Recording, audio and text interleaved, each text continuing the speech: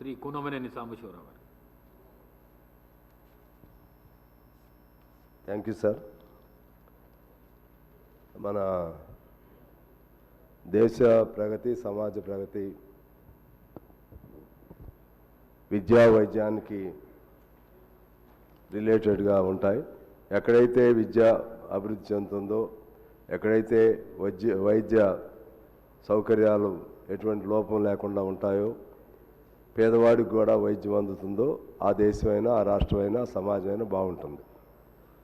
ఆ క్రమంలోనే ఇవాళ ఈ వెంటిలేటర్లకు సంబంధించినటువంటి ఒక క్వశ్చన్ నేను రైజ్ చేశాను. దాంతోపాటు కొన్ని అనుబంధ క్వశ్చన్స్ కూడా మంత్రి గారి దృష్టికి తీసుకుని వెళ్తాను. ముఖ్యంగా వెంటిలేటర్స్ అందుబాటులో లేక ఆ మధ్య మనం చూసాం, కరోనా కాలంలో కేవలం వెంటిలేటర్స్ అందుబాటులో లేకపోవటం వల్ల అనేక మంది మరణించారు. అది వాస్తవం.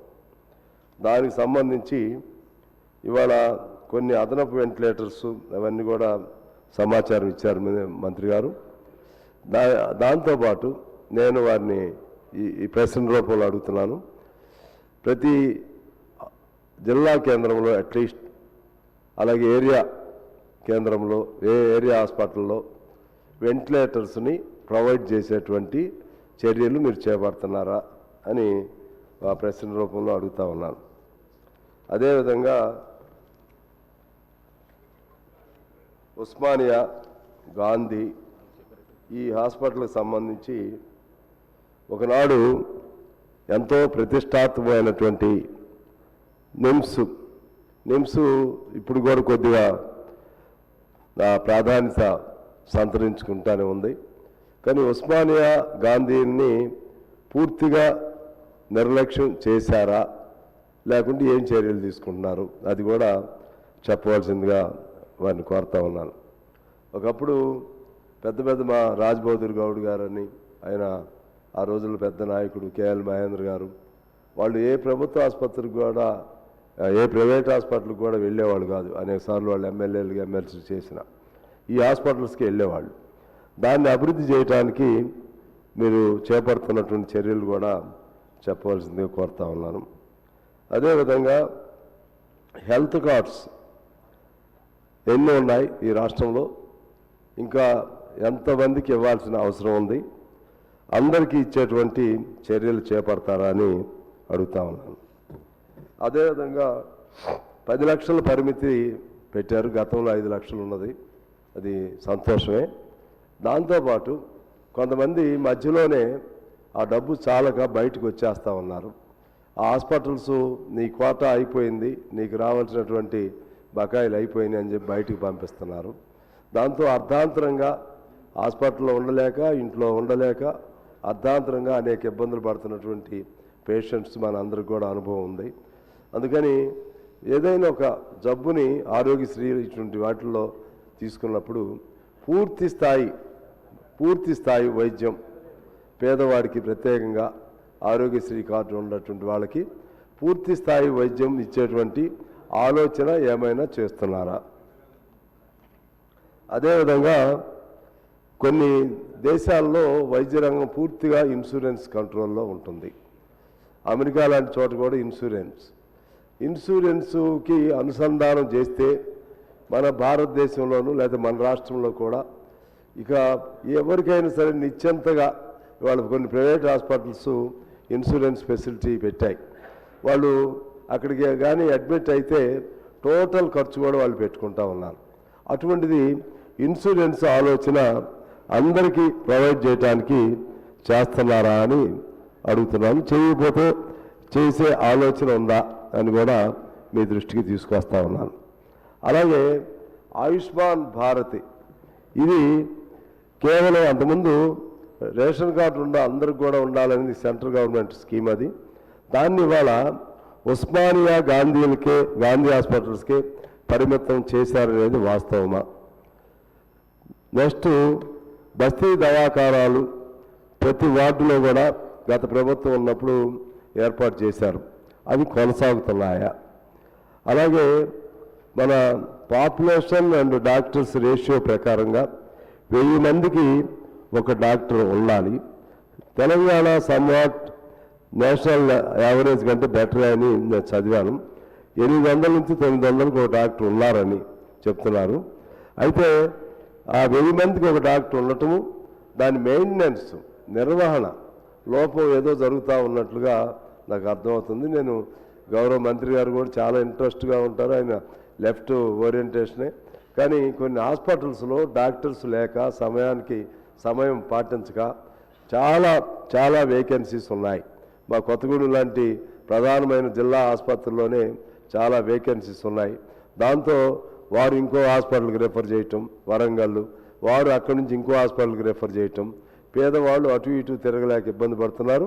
ఆ ఖాళీల్ని పూర్తి చేసేటువంటి ఆలోచన ఉందా అని చెప్పి నేను మీ ద్వారా అడుగుతున్నాను అధ్యక్ష. అలాగే మందులకు సంబంధించి చాలా హాస్పిటల్స్లో మందులు అందట్లేదు అనేది పెద్ద కంప్లైంట్. ఆ మందుల కోసం బయటికి వెళ్ళి కొనుక్కునే పరిస్థితి పేదవారికి ఉండట్లేదు. దాంతోపాటు ఆక్సిజన్ లాంటి సౌకర్యాలు, దానికి సంబంధించి మందుల సరఫరా సంబంధించి ప్రభుత్వం ఏమి ఆలోచన చేస్తుందో తెలియజేయాలని కోరుతున్నాను. అలాగే చిన్నపిల్లలకు సంబంధించినటువంటి ఆరోగ్య సంరక్షణ పట్ల ప్రత్యేకమైనటువంటి ఒక ఆలోచన ఏమైనా ఉందా అని నేను మిమ్మల్ని అడుగుతున్నాను. దానిపైన చర్యలు తీసుకుంటున్నారా అని. అలాగే అన్ని జిల్లా ఆసుపత్రుల్లో క్యాత్ ల్యాబ్, ఎంఆర్ఐ ఇప్పుడు కొంత సంతోషం, ఒక 8 హాస్పిటల్లో ప్రవేశపెడుతున్నారని చెప్పారు మంత్రి గారు. కనీసం జిల్లా హాస్పిటల్స్ కన్నా ప్రతి జిల్లా హాస్పిటల్కి ఒక క్యాత్ ల్యాబ్, ఎంఆర్ఐ ఏర్పాటు చేస్తే సంతోషం. ఆ ఆలోచన ఏమన్నా చేస్తున్నారా అని మిమ్మల్ని ప్రశ్నిస్తూ ఉన్నాను. అలాగే డయాలసిస్కు సంబంధించిన యూనిట్స్ కూడా చాలా ప్రజలు డయాలసిస్ పీడితులు నరకం అంటే ఏంటో ప్రత్యక్షంగా బతికొండంగా చూస్తారు. దాన్ని కొద్ది ఈ మధ్య ఇంప్రూవ్ కూడా చేస్తున్నారు, సంతోషం. ముఖ్యంగా మా నియోజకవర్గానికి సంబంధించి 10 డయాలసిస్ యూనిట్స్ మీరు ప్రొవైడ్ చేశారు. మంత్రి గారికి ఇతర అధికారులు కూడా నేను కృతజ్ఞతలు తెలియజేస్తున్నాను. 2 హాస్పిటల్స్ ఉంటే ఒకటి మా ఏరియా హాస్పిటల్కి 5 చేశారు, పాల్వంచ హాస్పిటల్కి ఒక 5 చేశారు. ఇంకా కూడా 10 డయాలసిస్ సెంటర్స్ మాకే అవసరం. మా జిల్లా హెడ్ క్వార్టర్ కాబట్టి పాల్వంచకి దీనికి చేయవలసిన అవసరం ఉంది. పాల్వంచని 100 బెడెడ్ హాస్పిటల్గా కన్వర్ట్ చేసేటువంటి ఆలోచన ఉందా అది కూడా అడుగుతున్నాను. మీ దృష్టికి చాలాసార్లు తీసుకొచ్చాను మంత్రి గారు. దీనికి సంబంధించి మరొకసారి మీకు ధన్యవాదాలు చెప్తున్నాను. ఆ 2 హాస్పిటల్లో 10 డయాలసిస్ యూనిట్స్ వచ్చినాక చాలా రిలీఫ్ వచ్చింది. మిగిలింది కూడా మాకే కాదు అన్ని జిల్లాలకి ప్రొవైడ్ చేస్తే మంచిదని అడుగుతా ఉన్నాను. అలాగే 108, 104 ఇవి అందరికీ అందుబాటులో ఉండట్లేదు, టైమ్లీగా సర్వ్ చేయట్లేదు. దాన్ని డెవలప్ చేయటం కోసం, ఆ సిస్టమ్ని డెవలప్ చేయటం కోసం వాటి సంఖ్యను పెంచుతున్నారా, లేకపోతే దాని ప్రత్యేకమైనటువంటి మెకానిజం పెట్టి దాన్ని ఆర్డర్లీగా నడుపుతారా అది చెప్పాలని కోరుతున్నాను. అలాగే అంబులెన్స్కి సంబంధించి చాలా హాస్పిటల్స్లో పేదవాడికి ఇంకో హాస్పిటల్కి వెళ్ళమన్నప్పుడు అంబులెన్స్ లేదు. దాంతో జబ్బులో ఉండి ప్రాణాపాయంలో ఉన్నవాడు కూడా ఎట్లా తెలవట్లేదు. కనీసం దానిపైన కూడా అంబులెన్స్కి సంబంధించి ఎన్ని ఉన్నాయి, కనీసం ప్రతి ఏరియా హాస్పిటల్కి ఒక అంబులెన్స్ అన్న ఆర్డర్లో ఉండే అంబులెన్స్లు దానికి సిబ్బంది ఉండే విధంగా ఏర్పాటు చేస్తారని చెప్పి అడుగుతున్నాను మంత్రి గారికి. అలాగే ఏజెన్సీ ఏరియాలో సీజనల్ జబ్బులు దీనికి సంబంధించి మొట్టమొదటే ఆ సీజన్కి ముందే అప్పటికే మీరు జాగ్రత్తలు చేస్తారన్నారు. అయినా కూడా మరికొంత జాగ్రత్తలు చేయాల్సినటువంటి అవసరం ఉందని నేను మీ దృష్టికి తీసుకొస్తా ఉన్నాను. దానిపైన కూడా మీరు చెప్పాలని కోరుతా ఉన్నాను. అదేవిధంగా దీనిలో పనిచేసేటువంటి ఏఎన్ఎంలు, సెకండ్ ఏఎన్ఎంలు, Asha workers, scavengers, contract, sanitary workers, patient care చూసేటువంటి వాళ్ళు, సెక్యూరిటీ కార్మికులు, వీళ్ళందరికీ కేవలం 11,000 ఇస్తున్నారు. కనీసం 18,000 ఇవ్వాలని నిబంధన ఉంది. అది మీరు అమలు చేయగలుగుతారా అని మిమ్మల్ని అడుగుతా ఉన్నాను. అదేవిధంగా ఈ ఆర్ఎంపీ అదేవిధంగా పిఎంపీలు వాళ్ళకి ఏదైనా ట్రైనింగ్ వాళ్ళు చాలా ఇబ్బందులు జరుగుతున్నాయి. డాక్టర్ కొంతమంది వాళ్ళ మీద ఒకళ్ళు కంప్లైంట్లు ఇచ్చుకోవటం వాళ్ళని చాలా ఇబ్బందులు చేస్తున్నారు. ఈ ఆర్ఎంపీలు పిఎంపీలకి కొద్దిగా మీరు ట్రైనింగ్ ఇచ్చి ఆ ద్వారా వాళ్ళకు కూడా గౌరవప్రదంగా వాళ్ళకి అవకాశం కల్పించేటువంటి ఆలోచనలు ఏమైనా చేస్తా ఉన్నారా అని చెప్పి తెలియజేస్తూ ఇవన్నీ చాలా ప్రశ్నలు వేశాను. మీరు చెప్పగలిగి ఇప్పుడు చెప్పండి, లేదా తర్వాత అయినా ఇవ్వండి. ఫైనల్గా నేను ఎందుకంటే జనరల్ ఉపన్యాసం కంటే క్వశ్చన్ అవర్ కాబట్టి అన్ని క్వశ్చన్ ఫామ్లోనే మీ దృష్టికి తీసుకొచ్చాను. ఫైనల్గా ఒక మాట చెప్పి నేను సెలవు తీసుకుంటాను. మనకి బడ్జెట్ కేటాయింపులకు సంబంధించి నేషనల్ హెల్త్ పాలసీ 2017 ప్రకారం జీడిపిలో 2.5 6% బడ్జెట్ కేంద్రంలో ఉండాలని, దానికి అనుగుణంగానే రాష్ట్రంలో 8% బడ్జెట్లు ఉండాలని ఒక నిర్ణయం చేశారు, అంటే సూచన చేశారు. దానిలో మనకి తెలంగాణలో సంతోషం, మనకి 8% బడ్జెట్ అలొకేషన్ బడ్జెట్లో మెడికల్ అండ్ హెల్త్కి ఉండాల్సి ఉంది. అయినప్పుడు కూడా 4.06 ఉంది. అది బాధాకరమే. అయినా గత సంవత్సరం కంటే 12,393 కోట్లు ఈ సంవత్సరం మళ్ళీ అయిపోయిన సంవత్సరం కేటాయించారు. అది గతం కంటే 8% అధికంగా ఉంది. దానికి మీకు ధన్యవాదాలు తెలియజేస్తూ, అలాగే హెల్త్ పాలసీకి సంబంధించినటువంటి అది నేషనల్ హెల్త్ పాలసీ ఇంకో సూచన కూడా చేసింది.